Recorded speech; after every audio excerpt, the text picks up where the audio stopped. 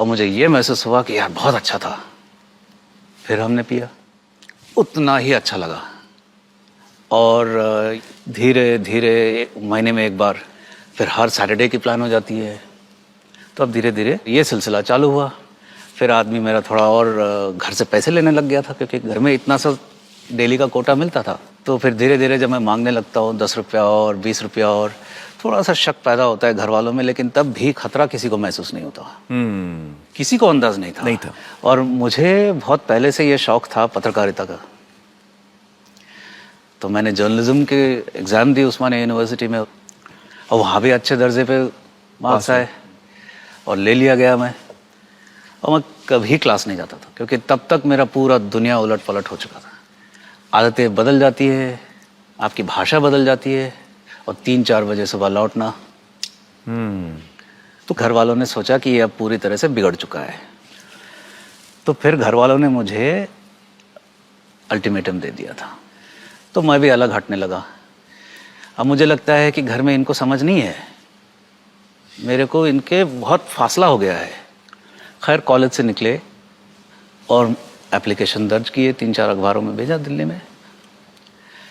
एक से वापस जवाब आया।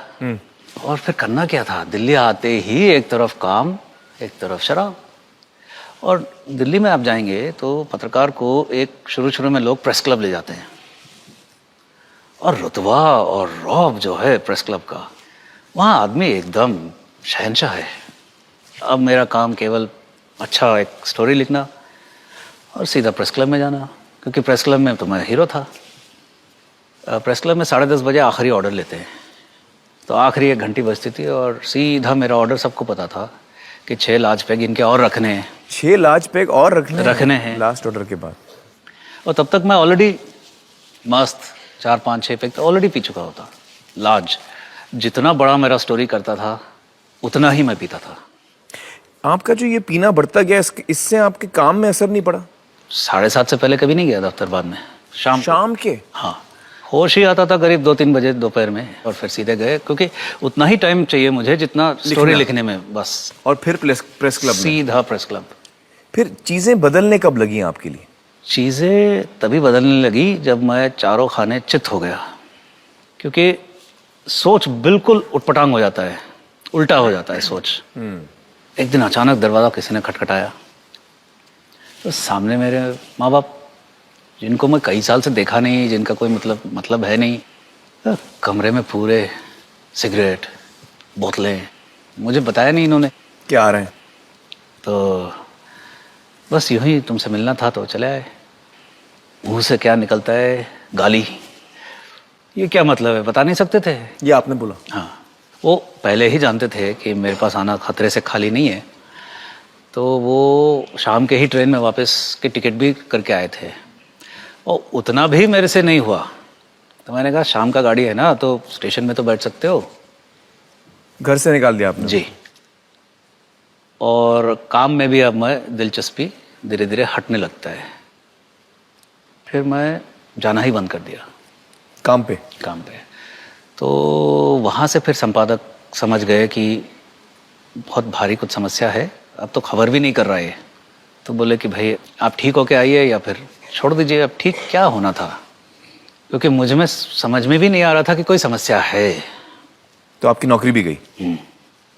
इस दौरान मैं शायद घर 2 या 3 बार गया हूँ सिर्फ पैसे मांगने, और तब तक मेरा इतना बदनामी हो चुका था कि मेरे माता पिता जहाँ भी रहते थे पहले ही दरवान से क्या कहते थे कि फलाना कोई आए और पूछे कि हमारा बेटा है, वो किसी को नहीं आने देना। कहने का मतलब ये था कि तब तक मेरा उनका पूरी तरह से दुश्मनी हो चुका था। इसमें आपको देखिए इज्जत कैसे खत्म हो जाती है, क्योंकि मेरे से डरते थे राजनीतिक दिल्ली से, क्योंकि उनको ये लगता था कि मेरे पास सारे खबर है, होता भी था। तो सीधा मैं उनको बता देता था कि मुझे इतना रुपये चाहिए। पैसे तो मिल जाते थे मुझे, मैं लेके निकल जाता था उनके घर से, लेकिन उसके बाद मैं फिर दोबारा मुझे उनके घर में एंट्री नहीं मिला। अजनबी लोगों से भी आपने पैसे लिए? मैंने शायद किसी को नहीं छोड़ा।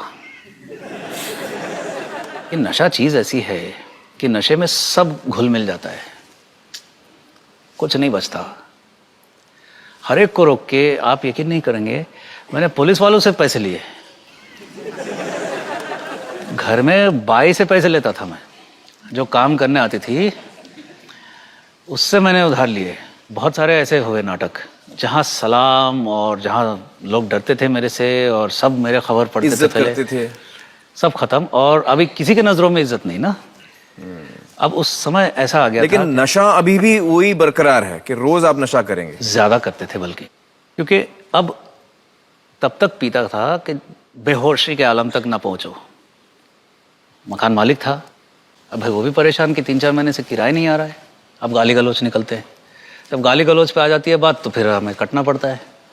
दिल्ली के ही सड़कों पर मैंने 9 महीने बिताए। दिल्ली के सड़कों पे 9 महीने बिताया। जी। खाना कैसे खाते थे आप? उस समय खाने से कोई मतलब नहीं है, मेरा खाना ही पीना था, खाना ही नशा था।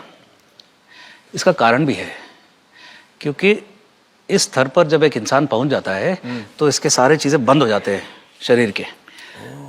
आपका यूरिन पास नहीं होता, आपका पसीना बंद हो जाता है, तो अगर आप कुछ डाल रहे हैं अंदर तो वो निकलता नहीं है। उसके बाद मैंने खाना बंद कर दिया, नशा नहीं बंद किया। खासियत देखिए नशे का, एक इंसान नशा बंद नहीं किया, मुझे क्या लग रहा है, अरे समस्या तो खाना है। तो खैर नई दिल्ली के स्टेशन पे मैंने बहुत समय निकाल ली। तो रेल डिब्बे के टॉयलेट में ऐसी जगह है जहां धरती पर कोई और नहीं झांकता, सफाई के लिए भी नहीं आते, और वहीं आप जा सकते हो जहां मक्खी भी आने से डरे, क्योंकि वहां कोई आपके आसपास नहीं होगा और आप नशा चैन से कर सकते हैं। और वही अखबार बिछा के, जिसपे आप लिखते थे एक जमाने में, जिसमें आप पत्रकार थे। मतलब कहाँ आप एक दिग्गज पत्रकार जी और कहाँ आप सड़क पे पहुंच गए, ये शराब की वजह से, उसके नशे की वजह से। जी। तो अल्टीमेटली आप इसमें से निकले कैसे? मैं निकलने वाला थोड़ा ही था, मैं तो ये सोचता था कि जबरदस्त नशे में निकलो इस दुनिया से। तो आपने सोच लिया था कि अब मैं ऐसे ही मरूंगा, मुझे इसमें से निकलना नहीं। असंभव था उस समय। तो फिर क्या बचा, जो किडनी बेचने के धंधा करते थे। विचार आया, क्योंकि अच्छे विचार आते हैं नशेड़ी को, ऐसे ही विचार आते हैं। 1 लाख का सौदा भी करीब करीब मैंने कर लिया था, पूरा तैयार था मैं। अचानक मेरे मन में विचार आया कि भाई विजय, तू ऑपरेशन टेबल पे ही चल बसेगा। तो मैं रुक गया, अब पैसा नहीं मिल रहा, जान नहीं बचा, मरे जा रहा हूं, नशा नहीं हो रहा। आखिर में एक ही व्यक्ति था पूरे दिल्ली में जिससे मैंने पैसे नहीं लिए थे। तो मैं वहां पहुंचा, वो दूर से ही समझ गया, काला सा एक इंसान आ रहा है, बदबू आ रहा है। तो उसने कहा कि विजय, मैं तुम्हें 10 रुपया भी नहीं दूंगा। फिर वो बड़े सारे फ़ोन करने लगा। पता लगा कि वो कहीं अपने दोस्तों को फ़ोन कर रहा है ये जानने के लिए कि एक नशा मुक्ति केंद्र कहाँ है जहाँ पे इसको रखा जा सकता है। भर्ती करवा दिया नशा मुक्ति केंद्र में। तो अब अगले सुबह से फिर पागलपन चालू, नशा चाहिए। एक दिन निकल गया, अब हर जगह से पानी निकल रहा है, शरीर जो जितना बंद हो गया वो खुल जाता है, पसीना ही पसीना, आँख में से पानी, नाक में से पानी, दस्त या जुलाब जिसको कहते हैं, डायरिया, जो महीनों से नहीं गया वो वहाँ से नहीं निकल रहा टॉयलेट से। हालत ख़राब। तब भी मेरे में अकल नहीं, तब भी मैं क्या कह रहा हूँ कि भागने की तरकीब सोच रहा हूँ, और वहाँ मेरे जैसे ही और लोग हैं पागल। ऐसे एक और मिल गया मुझे, हम दोनों ने प्लान बनाया, सबसे बदला ऐसा लेंगे कि लाल किले पे जाके नशा करेंगे। तीसरा दिन सुबह जब सब नहाने गए बाकी लोग, सुबह मैंने दौड़ लगाया। मैं ऐसे सीढ़ी से नीचे भागने वाला था, लेकिन फिर उन्हें वहाँ पे एक बूढ़े सज्जन मिले। ए, किधर जा रहा है, चलो पीछे। तब तक बाकी लोग आए, इसको ले जाओ वापस। तो उठा के लेके चले गए वापस। 5वें दिन मैं पहली बार अपने पैरों पर खड़े होके, प्रोग्राम होता है दिन भर का, तो क्लास चल रहा था, तो उस क्लास में मैं गया और यही सज्जन ले रहे थे और वो कुछ लिख रहे थे ब्लैक बोर्ड पे, और वो सारी चीज़ें बताने लगे कि इंसान, तुम्हारा अब कुछ नहीं बचा, तुम हार गए हो, तुम्हारा रिश्ते टूट गए हैं, तुम्हारा इज्जत गया है, तुम्हारा ये हुआ, इस दौर से गुजरे हो, अब मुझे लगा इस आदमी को मेरा कहानी कैसे मालूम करके, और मेरे आंसू ऐसे निकल रहे हैं। और उन्होंने, क्योंकि अब मेरे अंदर जो दर्द है,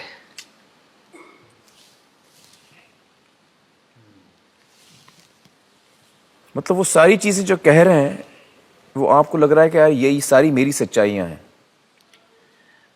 जी, पहली बार जीवन में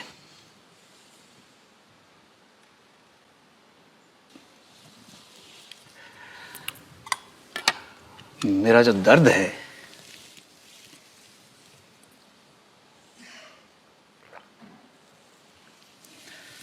वो कोई समझ पा रहा था।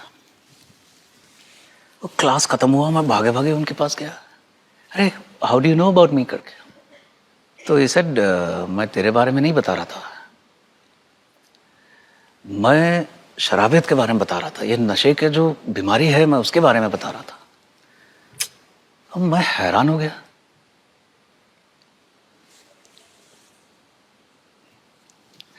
वहां गाली, कोई गाली नहीं दे रहा है। मैं वहां दोषी नहीं था।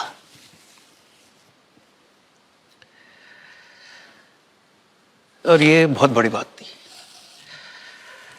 तो वो पल से, उस घड़ी से मैं दोबारा मुड़ के नहीं देखा। शराबी अगर दोबारा जिंदगी में आना चाहे तो शरीर तो फिर भी ठीक हो जाएगा धीरे धीरे। सबसे मुश्किल काम भूल सुधार, जिसको लेखा जोखा बोलते हैं, नैतिक लेखा जोखा लेना पड़ता है जीवन का। आपने क्या ठेस पहुंचाया किसी को, औरों से आपको क्या ठेस पहुंची, कैसे आपने क्या किया, किसने आपके साथ क्या किया, उनको माफ करना पड़ता है और मुझे माफी मांगनी पड़ती है। तो आपने ये किया, मतलब हर इंसान से आपने माफी मांगी? अभी पूरा नहीं हुआ। मैंने जो घटना बताया आपको, आखिरी बार जब मैंने माता पिता से मिला और उनको घर से बेघर कर दिया, जाके स्टेशन में बैठो जब तक ट्रेन नहीं आता है, उसके 2 हफ्ते बाद मेरे पिताजी ने मुझे चिट्ठी लिखी। उन्होंने उसमें लिखा, अंग्रेजी में लिखा कि it is a curse to have you as a son. तुम्हारे जैसा बेटा होना एक श्राप है। मैं नहीं मिला उनसे दोबारा। उसके 1 महीने बाद मुझे खबर मिलता है कि उनका देहांत हो गया। मेरी माँ बची है, वो अलग रहती हैं, मैं अलग रहता हूँ। अभी भी मैंने उनसे भूल सुधार किया नहीं हूँ।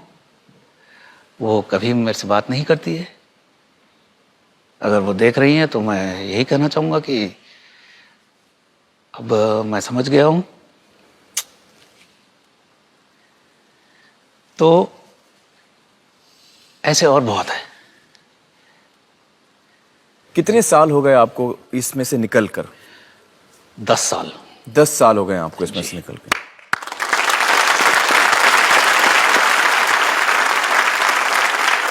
इन 10 सालों में आपकी शादी हुई?